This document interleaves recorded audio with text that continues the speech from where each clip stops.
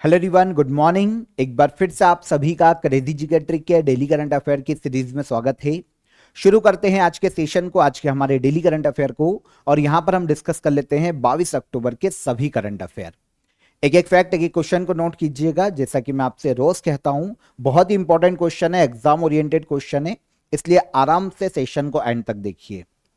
22 अक्टूबर के current affair हम discuss करेंगे। इसकी पीडीएफ आपको क्रेजी जीके ट्रिक के एप्लीकेशन पर मिल जाएगी, वहां से ले लीजिए। साथ ही साथ डेली करंट अफेयर का मॉक टेस्ट भी आप एप्लीकेशन पर जाकर लगा सकते हैं। तब तक हम चलते हैं हमारे आज के पहले इंपॉर्टेंट क्वेश्चन पर। इंडियन क्रिकेटर्स एसोसिएशन के नए अध्यक्ष के रूप में किसे चुना गया है? इंडियन क्रिकेटर्स एसोसिएशन, इसके नए अध्यक्ष के रूप में चुना गया शांता रंगास्वामी को। बहुत ही इंपॉर्टेंट पर्सनालिटी है ना। इंपॉर्टेंट इसलिए हो जाती है क्योंकि हमारी जो विमेन क्रिकेट टीम है उसकी पहली कैप्टन रही है शांता रंगास्वामी। दक्षिण भारत से आती है, तमिलनाडु के चेन्नई की रहने वाली है। इंडियन विमेन क्रिकेटर, विशेषता पहली विमेन्स क्रिकेट कैप्टन है इंडिया की।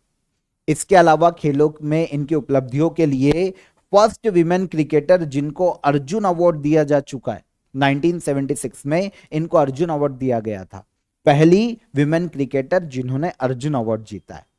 कौन है ये? शांता रंगास्वामी। हाल ही में इनको इंडियन क्रिकेटर्स एसोसिएशन का अध्यक्ष अपॉइंट किया गया। अभी तक ये पद होल्ड कर रहे थे अशोक मल्होत्रा, इनको रिप्लेस किया है शांता रंगास्वामी ने। और इंडियन क्रिकेटर्स एसोसिएशन की पहली महिला अध्यक्ष भी यही बनी है। तो काफी सारी उपलब्धियां है, इसलिए क्वेश्चन इंपॉर्टेंट हो जाता है। यहां पर जब हम बात करते हैं इंडियन क्रिकेटर्स एसोसिएशन की कि ये संस्था क्या काम करती है, तो भारत में जो प्लेयर्स है ना, क्रिकेट प्लेयर्स, उनके वेलफेयर के लिए काम करती है। बीसीसीआई और क्रिकेटर्स के बीच में एक ब्रिज के रूप में इनका काम है। मतलब क्रिकेटर्स की कोई भी समस्या है, कोई भी उनको प्रॉब्लम है, कोई भी उनकी सलाह है, एडवाइस है, तो उनको बीसीसीआई तक पहुंचाना इंडियन क्रिकेटर्स एसोसिएशन का काम है। सुप्रीम कोर्ट के द्वारा एक कमेटी को अपॉइंट किया गया था, लोधा कमेटी। इसकी रिकमेंडेशन के आधार पर 5 जुलाई 2019 को स्थापना की गई इंडियन क्रिकेटर्स एसोसिएशन की। ओके, इसकी अध्यक्ष बनी है कौन? तो यह है शांता रंगास्वामी, तमिलनाडु के चेन्नई की रहने वाली पूर्व Indian cricketer. Global multi dimensional poverty index 2025 report किसके द्वारा जारी की गई है? देखिए, दो तरीके की पॉवर्टी का इंडेक्स होता है। एक नॉर्मल पॉवर्टी इंडेक्स होता है जिसमें क्या होता है कि इनकम के बेसिस पर मापा जाता है गरीबी को, पॉवर्टी को। एक है मल्टी डायमेंशनल पॉवर्टी इंडेक्स। इसमें क्या होता है, अलग अलग इंडिकेटर्स के आधार पर ऑल ओवर पॉवर्टी को मापा जाता है।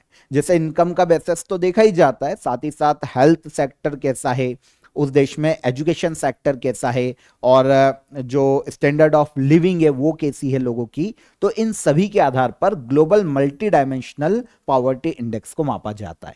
और इस इंडेक्स को जारी करता है UNDP, United Nation Development Programme. United Nation Development Programme ही ह्यूमन डेवलपमेंट इंडेक्स निकालता है ना। ये एक इंपॉर्टेंट क्वेश्चन है जो कि एग्जाम में पूछा जाता है कि ह्यूमन डेवलपमेंट इंडेक्स को कौन जारी करता है, तो ये यूएनडीपी जारी करता है। और यही global multi dimensional poverty index को भी जारी करता है। इस इंडेक्स में रैंक नहीं किया जाता किसी देश को, लेकिन जो वर्ल्ड की स्थिति है पॉवर्टी को लेकर, इंडिया की जो स्थिति है उसके बारे में कुछ की पॉइंट्स यहां पर मेंशन किए गए जिनकी हम बात करेंगे। तो जारी करता कौन? United Nation Development Programme. हालांकि ये Oxford poverty and human development initiative के साथ मिलकर इसे डेवलप करता है और जारी करता है, लेकिन मेन संस्था यूनाइटेड नेशन की बॉडी है, तो हमें इसे याद रखना पड़ेगा, यूएनडीपी। ठीक है, मल्टी डायमेंशनल पॉवर्टी भी समझ में आ गई। अब इस इंडेक्स में जिसकी बात की गई है, जो डेटा दिया गया है, जो की पॉइंट्स दिए गए हैं, उनमें यह बताया गया कि पूरे वर्ल्ड में 6.3 बिलियन पीपल ऐसे हैं, लोग ऐसे हैं जो कि मल्टी डायमेंशनल पॉवर्टी में रह रहे हैं। भारत में मल्टी डायमेंशनल पॉवर्टी जो कि 2005-6 में ऑलमोस्ट 55% थी, वो अब घटकर 2019 से 21 के बीच में 16.4% पर आ गई है। ज्यादातर मल्टी डायमेंशनल पॉवर्टी वाले लोगों के पास ना तो कुकिंग फ्यूल है, ना हाउसिंग है, ना ही सैनिटाइजेशन की कोई व्यवस्था है। ठीक है, तो ये सभी चीजें global multi dimensional poverty index में बताया गया। हर साल इस इंडेक्स को जारी किया जाता है और शुरुआत की गई थी 2010 में। UNDP, United Nation Development Programme, जो कि वर्ल्ड में गरीबी को खत्म करने के लिए काम करने वाली यूनाइटेड नेशन की एक एजेंसी है, इसकी स्थापना 22 नवंबर 1965 में की गई और इसका हेडक्वार्टर यूएसए के न्यूयॉर्क में देखने को मिलता है। आगे चलिए, इच्छा मृत्यु को वैध करने वाला लैटिन अमेरिका का पहला देश कौन बना है? देखिए, यूथेंसिया की यहां पर बात की जा रही है, इच्छा मृत्यु की बात की जा रही है, मतलब कि लोगों की इच्छा के अकॉर्डिंग उनको मृत्यु दे देना। ऐसा कानून इंडिया में लीगलाइज नहीं है, यहां पर इंडिया में लीगल नहीं है ना, पर कुछ देश ऐसे हैं जो कि इच्छा मृत्यु को लीगल करते हैं, वैध करते हैं, उन्होंने प्रॉपर उसके लिए कानून बना रखा है। अब ऐसा करने वाला लैटिन अमेरिका का पहला देश बना है, दक्षिण अमेरिकी महाद्वीप का पहला देश बना है उरुग्वे, जिसने अपने यहां पर इच्छा मृत्यु को लीगलाइज किया है, वैध किया है। इसके लिए प्रॉपर उरुग्वे देश अपने यहां पर डिग्निफाइड डेथ बिल को इन्होंने पास किया है, जो वहां की पार्लियामेंट है उरुग्वे की, वहां पर इसे असेंबली में प्रॉपर पास किया गया है।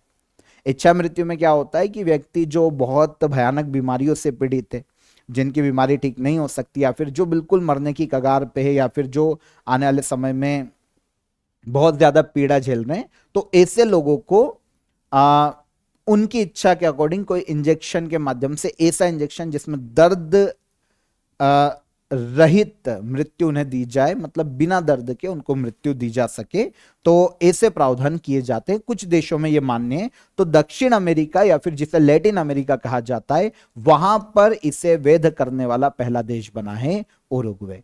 उरुग्वे, अगर आप लोकेशन देखेंगे तो दक्षिण अमेरिका महाद्वीप में आपको यहां पर लोकेशन देखने को मिलेगी। इसकी बाउंड्री ब्राजील और अर्जेंटीना से टच होती है और पूर्व में अटलांटिक ओशियन से ये अपनी बाउंड्री शेयर करता है। मोंटेविडियो इसकी कैपिटल है। यमांडू और सी इसके या उरुग्वे के प्रेसिडेंट के पद पर हैं वर्तमान में। डन। तो इंपॉर्टेंट क्वेश्चन था, याद रखिएगा। आप सभी को मैं बता देता हूं कि आप सभी के लिए दिवाली की सेल कंटिन्यू है क्रेजी जीके ट्रिक और रूट एप्लीकेशन पर। सभी कोर्सेस आपको अप टू 90% तक ऑफ में मिल जाएंगे एप्लीकेशन पर। इसके अलावा आप कंप्लीट जीएस फाउंडेशन कोर्स को या फिर हमारे आरंभ बैच को ज्वाइन कर सकते हैं। यहां पर आपके जीएस का बहुत ही अच्छा फाउंडेशन तैयार हो जाएगा। अगर आप सिविल सर्विसेज की एग्जाम की तैयारी कर रहे हैं, यूपीएससी या स्टेट पीएससी की, तो आप इन कोर्सेज को ज्वाइन कर सकते हैं। जीएस के जितने भी सब्जेक्ट है वो यहां पर आपके बहुत ही इजीली कवर हो जाएंगे। ओके, तो मैंने आपको डिस्क्रिप्शन में लिंक दे रखी है क्रेजी जीके ट्रिक और रूट एप्लीकेशन की, वहां पर जाकर आप इन्हें ज्वाइन कर सकते हैं। एप्लीकेशन को चेकआउट कीजिए। सभी कोर्सेस वैसे आपको अभी काफी अफोर्डेबल प्राइस में मिल जाएंगे एप्लीकेशन पर। हम चलते हैं हमारे अगले क्वेश्चन पर। भारत द्वारा विकसित पहली स्वदेशी एंटीबायोटिक का क्या नाम है? इंडिया के द्वारा विकसित पहली स्वदेशी एंटीबायोटिक का नाम है नेफ्रिथोमाइसिन। ठीक है, यह स्वदेशी रूप से विकसित पहली एंटीबायोटिक है। क्या है? नेफ्रिथोमाइसिन। देखिए, वैसे ये 2024 में डेवलप की गई थी, इंडिया पूरी तरीके से इंडिया में बनाई गई। ठीक है, 2024 में से डेवलप किया गया था। इस पर लगातार ट्रायल्स चल रहे हैं और अभी जो हमारे minister of science and technology Jitendra Singh है, इन्होंने भी इस विषय में बात की है और इसकी जानकारी दी है नेफ्रिथोमाइसिन के बारे में। तो यह स्वदेशी रूप से निर्मित भारत की पहली एंटीबायोटिक है। ठीक है, डेवलप किसने किया है? तो biotechnology industry research assistance council और एक वॉक हार्ट नाम की एक संस्था है, इन दोनों के द्वारा संयुक्त रूप से इसे डेवलप किया गया है इंडिया में। अगर इस मेडिसिन की बात करें ना, तो इस दवाई को एंटी माइक्रोवेरियल जो रेसिस्टेंस है, जिसे कहा जाता है रोगाणुरोधी प्रतिरोध, है ना, मतलब क्या होता है, इसको शॉर्ट समझा देता हूं मैं आपको, ये थोड़ा सा लेंदी हो जाएगा, तो मैं आपको सीधा सा समझा देता हूं कि इसका मतलब क्या होता है। देखिए, रोगाणुरोधी प्रतिरोध की अगर हम बात करते हैं तो हमारे बॉडी में जो बैक्टीरिया होते हैं, जो वायरस होते हैं, जो अदर जो पैरासाइट है, वो क्या होता है ना, बार बार जब आते हैं ना, तो और हम मेडिसिन लिए जा रहे हैं, तो एक वक्त के बाद वो जो बैक्टीरिया है, जो वायरस है, वो उस दवाई से लड़ने की जो प्रतिरोधक क्षमता है वो डेवलप कर लेता है। उसके बाद होता है क्या है कि भाई वो जो दवाई हम ले रहे हैं ना, बार बार एक बीमारी के लिए, वो दवाई फिर उस बीमारी पे काम करना बंद कर देती है, क्योंकि हमारे अंदर जो बैक्टीरिया है, जो वायरस है, वो बार बार आ रहे थे, हमने वही दवाई ली, तो उन वायरस या बैक्टीरिया या जो पैरासाइट है, उन्होंने उनसे लड़ने के लिए, दवाई से लड़ने के लिए अपने अंदर एक, बोल सकते हैं कि एक रोग प्रतिरोधक क्षमता जैसी होती है ना, वैसे उन्होंने भी एक प्रतिरोधक क्षमता विकसित कर ली है, बैक्टीरिया ने, वायरस ने। अब हमारा दवाई से इलाज नहीं हो पा रहा है, तो अब हमको या तो और ज्यादा हेवी दवाई लेनी पड़ेगी, है ना, ये प्रॉब्लम है।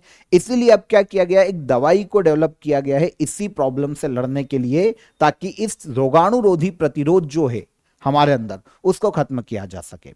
और यह स्वदेशी रूप से निर्मित दवाई है नेफिथ्रोमाइसिन। 2024 में इसे डेवलप किया गया था।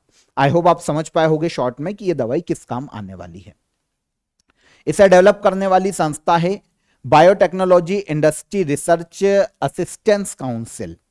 ठीक है, पब्लिक सेक्टर की कंपनी है इंडिया में, बायोटेक्नोलॉजी को बढ़ाने के लिए ही ये काम करती है। ठीक है, department of biotechnology, ministry of science के अंतर्गत काम करने वाली संस्था है। 2012 में इसे डेवलप किया गया था इस संस्था को, और इसके chairman doctor Rajesh S Gokhale हैं वर्तमान में। तो इनके द्वारा स्वदेशी रूप से निर्मित एक मेडिसिन को डेवलप किया गया है जिसका नाम है नेफ्रिथ्रोमाइसिन। ठीक है, 2024 में यह डेवलप की गई थी। आगे आते हैं, हाल ही में बीएसएनएल के चेयरमैन का कार्यकाल बढ़ाया गया है। वर्तमान में बीएसएनएल के चेयरमैन कौन है? बीएसएनएल के चेयरमैन है रवि ए रॉबर्ट जेरॉड अंसरबी। देखिए, इनके पास है ना एडिशनल चार्ज था बीएसएनएल का, है ना, एडिशनल चार्ज है। अब इनके कार्यकाल को नया अपॉइंट नहीं किया है बीएसएनएल में गवर्नमेंट ने किसी को, इन्हीं के कार्यकाल को बढ़ा दिया गया है आगे 3 महीने के लिए। वैसे ये जुलाई 2024 में लास्ट ईयर अपॉइंट किए गए थे। एडिशनल चार्ज ही इनके पास, अब 3 महीने के लिए एक बार फिर से बीएसएनएल के चेयरमैन के रूप में इनका कार्यकाल बढ़ाया गया, और अब ये 14 जनवरी 2026 तक अपने पद पर रहेंगे, रवि ए रॉबर्ट जेराड। ये तो एडिशनल चार्ज है। इसके अलावा ये बीएसएनएल के साथ साथ एमटीएनएल और भारत ब्रॉडबैंड नेटवर्क लिमिटेड के भी चेयरमैन के पद पर है। तो ये 2 पे तो है ही है चेयरमैन, एडिशनल पद सौंप रखा था इनको बीएसएनएल का 2024 से। अभी खत्म हो रहा था, लेकिन 3 महीने के लिए फिर से इनके पद को एक्सटेंड किया गया है, आगे बढ़ाया गया है। ठीक है, तो बीएसएनएल का चेयरमैन कौन? रवि ए रॉबर्ट जेराड। बीएसएनएल भारत में मोबाइल और नेटवर्क सर्विस देने वाली इंडियन गवर्नमेंट की एक पीएसयूज है। भारत में डिपार्टमेंट ऑफ टेलीकम्युनिकेशन, जो कि मिनिस्ट्री ऑफ कम्युनिकेशन के अंतर्गत आती है, इसके अंतर्गत भारत संचार निगम लिमिटेड बीएसएनएल काम करता है। इसकी स्थापना 15 सितंबर 2000 में की गई थी। इंडिया, नई दिल्ली में इसका हेडक्वार्टर, नई दिल्ली में देखने को मिलता है। Mercer CFA global pension index 2025 में भारत की रैंक क्या रही है? एक कंसल्टिंग फर्म है यूएसए की, मर्सर, है ना, ये अलग अलग छोटे 2 ऑर्गेनाइजेशन के साथ मिलकर एक रिपोर्ट निकालता है, सीएफए ग्लोबल पेंशन इंडेक्स। मतलब कौन से देश में पेंशन का जो पॉलिसीज है लोगों को देने की, अपने नागरिकों को देने की, वो कितनी अच्छी है, पेंशन कितनी अच्छी तरीके से पहुंच पा रही है, कितनी ज्यादा ट्रांसपेरेंसी से पेंशनर को पेंशन मिल पा रही है ना, बीच में कोई झोल तो नहीं हो रहा है। इन सभी अलग अलग डायमेंशंस के आधार पर सीएफए ग्लोबल पेंशन इंडेक्स को जारी किया जाता है। 2025 में इंडिया को इस इंडेक्स में 52 रैंक पर रखा गया है। इंटरेस्टिंग यह है कि इस इंडेक्स में 52 देशों की इकोनॉमी को ही काउंट किया गया है, 52 देशों को ही काउंट किया गया है। हमारी जो रैंक है वो सबसे लास्ट रैंक है। ओके, मर्सर, ये जो अमेरिका की कंसल्टिंग कंपनी है, उसके द्वारा chartered financial analyst institute, मोनाश centre for financial studies, ये सब मिलकर तैयार करते हैं, लेकिन जो मेन संस्था है वो मर्सर है, कंसल्टिंग कंपनी यूएसए की। ठीक है, तो इनके द्वारा ग्लोबल पेंशन इंडेक्स को जारी किया गया 2025 में। पेंशन सिस्टम के आधार पर रैंक किया जाता है। इंडिया की रैंक है 52, सबसे लास्ट रैंक। पहले नंबर पर रखा गया नीदरलैंड को, सेकंड पर आइसलैंड और थर्ड पर रखा गया डेनमार्क को। देखिए, मर्सर अमेरिकी कंसल्टिंग कंपनी, फाइनेंस और ह्यूमन रिसोर्सेज से रिलेटेड कंसल्टिंग का काम करती है। 1945 में स्थापना, न्यूयॉर्क में ही इसका हेडक्वार्टर है। हमारे लिए जो इंपॉर्टेंट न्यूज है वो ये है कि भाई ग्लोबल पेंशन इंडेक्स में टोटल 52 देशों में इंडिया की रैंक क्या है?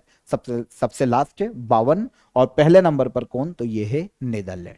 याद रहेगा। भारत ने पहली बार AFC under 17 women's Asia cup के लिए क्वालिफाई किया है। भारत ने इस क्वालिफिकेशन के लिए किस देश को हराया?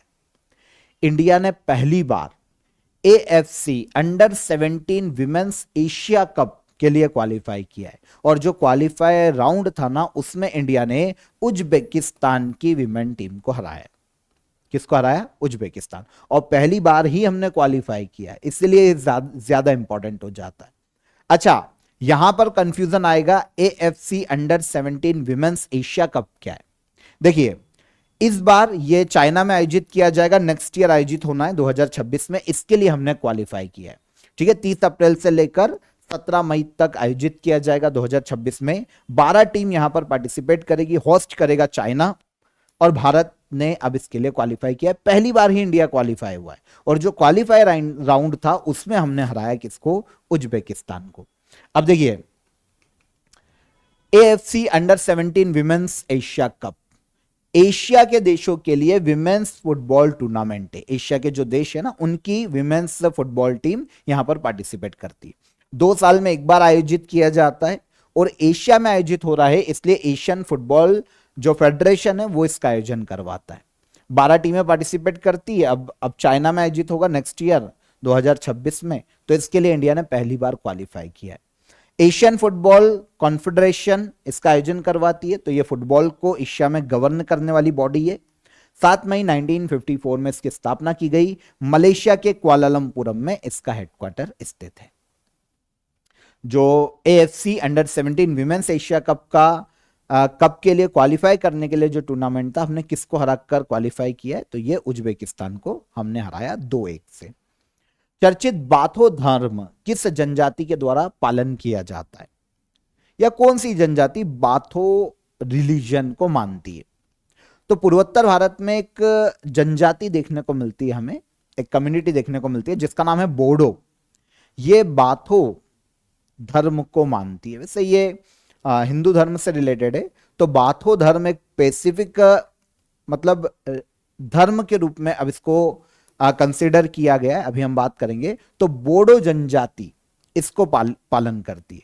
देखिए हुआ क्या है एक्चुअल में, इंडियन गवर्नमेंट ने असम की बोडो कम्युनिटी, कहां निवास करती है बोडो कम्युनिटी? असम, पूर्वोत्तर भारत।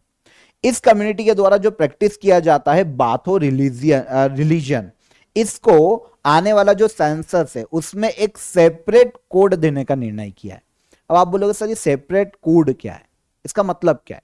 देखिए एक्चुअल होता क्या है कि जो आज तक जनगणना हुई है ना, सेंसस जो हुए हैं, 6 प्रकार के धर्म माने जाते हैं। जो आपसे पूछा जाएगा कि आपके घर में जो हमारी टीम आएगी जनगणना की, वो आपसे पूछेगी कौन सा रिलीजन, तो हिंदू धर्म, ओके, मुस्लिम धर्म, क्रिश्चियन, बुद्धिस्ट, सिख, जैन, ये 6 धर्म होते हैं और 6 कोड होते हैं सभी धर्म के, इसमें हमारी एंट्री की जाती। लेकिन अगर इसके अलावा कोई धर्म को मानने वाला है तो उसके लिए कोई कोड नहीं होता है अलग से, उसको अलग से मेंशन कर दिया जाता है, नाम लिख दिया जाता है, लेकिन उसका कोई कोड नहीं। तो ये 6 ही धर्म का कोड था। लेकिन अब पहली बार बोडो कम्युनिटी के द्वारा माना जाने वाला जो बाथो रिलीजियन है, इसको पहली बार एक सेपरेट कोड दिया गया है धर्म के रूप में। मतलब अब जो जनगणना होगी उसमें 7 धर्मों का कोड होगा, इसमें एक होगा बाथो रिलीजियन के लिए, जो कि बोडो कम्युनिटी प्रैक्टिस करती है। और बोडो कम्युनिटी कहां निवास करती है? असम में। आई होप समझ पाए होगे। इससे क्या होगा, नेशनल लेवल पर बाथो रीजन जो रिलीजियन है, जो धर्म है, उसको मान्यता मिलेगी, है ना। तो बाथो रिलीजियन के लिए अलग से कोड बनाया जाएगा और 7 कोड हो जाएंगे धर्म के आधार पर। देखिए नेक्स्ट जो सेंसस होगा ना, जो जनगणना होगी, वो 16वीं जनगणना है भारत की, आजाद भारत की 8वीं जनगणना है। 2027 में ये 2 चरणों में शुरू होगी। फर्स्ट स्टेज 1 अक्टूबर 2026 से शुरू हो जाएगा। लद्दाख, जम्मू कश्मीर, हिमाचल प्रदेश, उत्तराखंड, यहां पर जनगणना होगी। सेकेंड फेज 1 मार्च 2027 को शुरू होगा, बाकी इंडिया में जनगणना की जाएगी। 2027 सेंसस कुछ स्पेशल भी है यहां पर। पहली बार भारत में जाति आधारित गणना की जाएगी। पहला डिजिटल सेंसस होगा। 34 लाख जो गणना करे वो इस सेंसस को मिलकर करेंगे। 1.3 लाख सेंसस कर्मी डिजिटल डिवाइस से डेटा को इकट्ठा करेंगे। तो बहुत मायनों में ये थोड़ा सा अलग होगा 2011 के बाद। अब 2027 में जनगणना की जाएगी। इंडिया में पहली बार जनगणना हुई थी 1872 में, लॉर्ड मयो उस वक्त गवर्नर जनरल थे, है ना, इंडिया के। लेकिन ये दशक की जनगणना नहीं थी, कर दी और हो गई, लेकिन पहली दशक की जनगणना 1881 में लॉर्ड रिपन के समय की गई थी। ये जनगणना आयुक्त इस वक्त WC प्लोडेन थे और इस वक्त भारत के जो गवर्नर जनरल थे लॉर्ड रिपन थे। स्वतंत्र भारत की पहली जनगणना 9 फरवरी से 28 फरवरी 1951 तक आयोजित की गई थी, 1951 में। जनगणना 1948 जनगणना अधिनियम के तहत की जाती है इंडिया में। संविधान की 7वीं अनुसूची में जनगणना एक जो यूनियन लिस्ट है उसका सब्जेक्ट है, 7th शेड्यूल में, है ना। यूनियन लिस्ट कंकरेंट लिस्ट होती है और स्टेट लिस्ट होती है, तो जनगणना है ना वो यूनियन लिस्ट का विषय है, सेंट्रल गवर्नमेंट कानून बना सकती है। इंडिया में जनगणना का आयोजन एक तो रजिस्ट्रार जनरल और सेंसस कमिश्नर ऑफ इंडिया के द्वारा किया जाता है।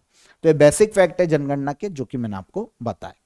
फीफा वर्ल्ड कप के लिए क्वालिफाई करने वाला दुनिया का दूसरा सबसे छोटा देश कौन बना? फीफा वर्ल्ड कप के लिए क्वालिफाई करने वाला दुनिया का दूसरा सबसे छोटा देश बना है केप वर्दे। अफ्रीका महाद्वीप के पश्चिम में एक आइलैंड कंट्री है केप वर्दे, जो कि फीफा वर्ल्ड कप को क्वालिफाई करने वाली दूसरी सबसे छोटी कंट्री बनी। पहली कौन थी? पहली थी आइसलैंड, दुनिया की सबसे छोटी कंट्री जिन्होंने फीफा वर्ल्ड कप 2026 के लिए क्वालिफाई किया था। अब बनी है केप वर्दे। ठीक है, देखिए फीफा वर्ल्ड कप 2026 में 3 देशों में आयोजित किया जा रहा है, कनाडा, मेक्सिको और यूएसए। नेक्स्ट ईयर 11 जून से 19 जुलाई तक 2026 में इसका आयोजन किया जाएगा। 48 टीमें यहां पर पार्टिसिपेट करेगी और ऑर्गेनाइजर है फीफा। 3 मैस्कॉट रखे गए हैं क्योंकि 3 देशों में आयोजन होना है। कनाडा का मैस्कॉट है मैपल, एक मौसी जो कि हिरण का एक बड़ी प्रजाति है उसका एक प्रेरित होकर बनाया गया है। मेक्सिको का जायू है जो कि जगुआर से प्रेरित है और यूएसए का जो मैस्कॉट है वो है क्लच जो कि बाल्ड ईगल से प्रभावित है, यूएसए का नेशनल एनिमल है। यहां पर हम केप वर्दे की बात करें, इसकी बात आ रही है। वेस्टर्न अफ्रीका की एक आइलैंड कंट्री है, मैंने कि जैसा कि आपको बताया था, प्राइया इसकी कैपिटल है।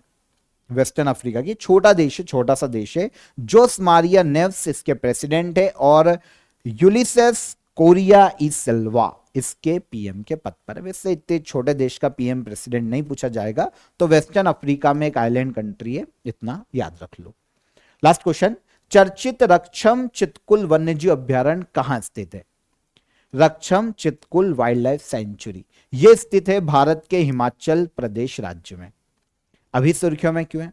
हिमाचल प्रदेश में Raksham Chitkul wild life sanctuary में एक प्रोग्राम आयोजित किया गया है बर्ड के लिए, इंटरनेशनल बर्ड वॉचिंग प्रोग्राम, जहां पर अलग अलग जो बर्ड की स्पीशीज है उसको देखने के लिए ऑस्ट्रेलिया, स्विट्जरलैंड, इंग्लैंड जैसे 15 देशों के जो लोग हैं, जो स्पेशली जो स्पीशीज पर रिसर्च करते हैं, उन्होंने यहां पर पार्टिसिपेट किया था।